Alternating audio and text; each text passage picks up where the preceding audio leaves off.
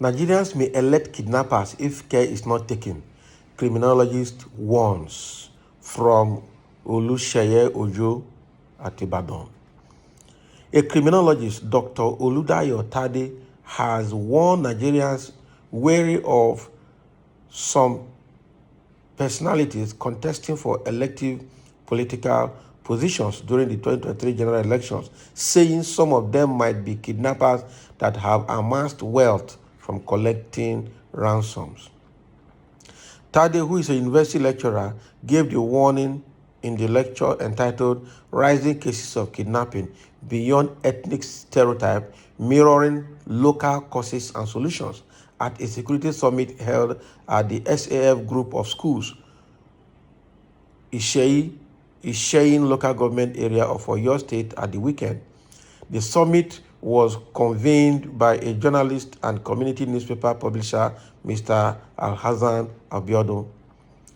Critical stakeholders included the Nigerian Police Force, Department of State Services, Nigerian Security and Civil Defense Corps, Nigerian Customs Service, Nigerian Immigration Service, Federal Road Safety Corps, and Motekun Corps, and non-state actors that comprise Isheyin community leaders and leadership of Fulani Hausa community attended the security summit and proffered solutions to the crimes and criminalities in Isheyin, especially recent upsurge in kidnapping cases in the town.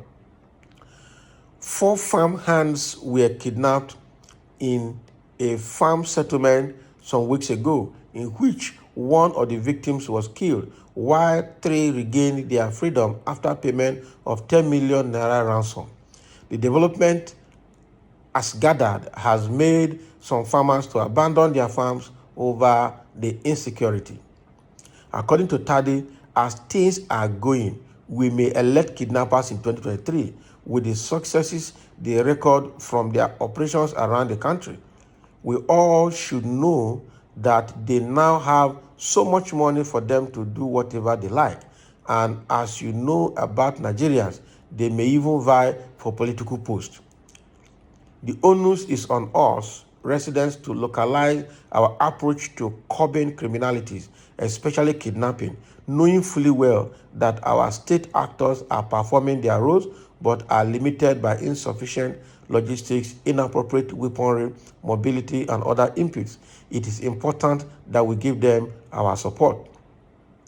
The chairman of the association, Al-Haji Ahmed Raji San, who was represented by a former chairman of the Isheyin local government, Al-Haji Saheed Alaran, who appreciated the convener of the summit, saying the meeting came at the right time. He noted that kidnapping cases have permeated the whole nation and have caused so much negative effects on the local economy. He enjoined the people to make haste in reporting suspicious people and activities to the security personnel or the traditional head in the particular area in the case of fear of leakage of identity. The representative of the traditional rulers, who is the Baale of Alokongbo community in Isheyin, Chief Adesokon Olaniyi, called on the leadership of the Fulani headers in the Isheyin community to have the data and other information of migrating headers so as to be able to monitor them and dissuade them from perpetrating crime. The convener of the summit, Alhassan Abiodun, said the reason for the gathering was to assess the minds of the various stakeholders on the causes and solutions to the recent rise in cases of kidnapping in Isheyin and other areas in the Okeogun region. This issue is not only in Isheyin, in Okeogun, it is an issue all over the country. Just like the criminologist is saying, we really need to be very, very careful. We need to be wary of people aspiring for new political positions. The fact is that they've gotten so much money that touts and thugs and bandits are probably going to come out now and then start vying for political positions. With so much money they have amassed now through banditry and ransom payment, they can come out now and do something and take over authority. And that would be too bad if we mistakenly elect bandits. Unfortunately, in the north, where repentant Boko Haram and bandits are being reintegrated into the society without proper assessment, without proper attention taken to the crime they committed in the past. You just reintegrate them carelessly into the society. All right? And then sometimes they reintegrate them completely into the military and wear the uniform and give them gun. I see that happening more in the north than in the south. Because in the south, there's nothing like reintegration of repentant criminals. It's only in the north that it is happening. So someone that has been a bandit over the period, and all of a sudden he just come and say he has repented, and without asking question, without much ado, he just reintegrate the person back into the society again. The money the person has amassed from banditry and criminal activities are still with him.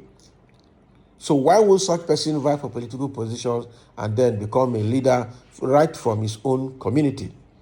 So we really need to be careful of who we are voting in so we don't vote criminals into power. That is a very good excerpt, a very good write-up, and a very good meeting that was convened and handled by that criminologist, Tade, and that's a very good one. All right. So somebody is making comments here. He says, Shetima, people should look at Shetima. Well, this guy really get it. Shetima is really, well, this is what people are saying here, is their comment. But then we really need to be careful in naming, in naming and shaming people, right? Now, a little word is enough for the wise. People that want their reward from politicians now should come nearer. Yes.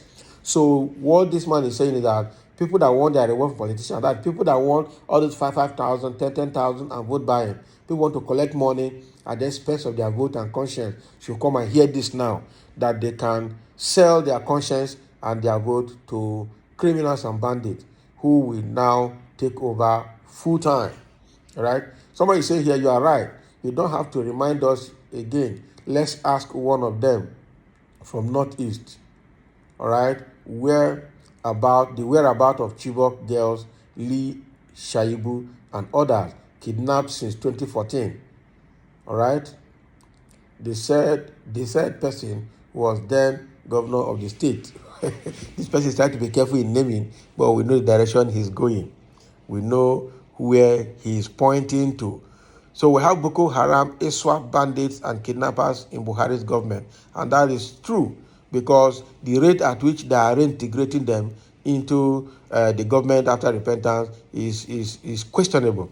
The same way that the government did not have lever to fight and name and shame and arrest and prosecute ISWAP and Boko Haram members in the north is also a problem.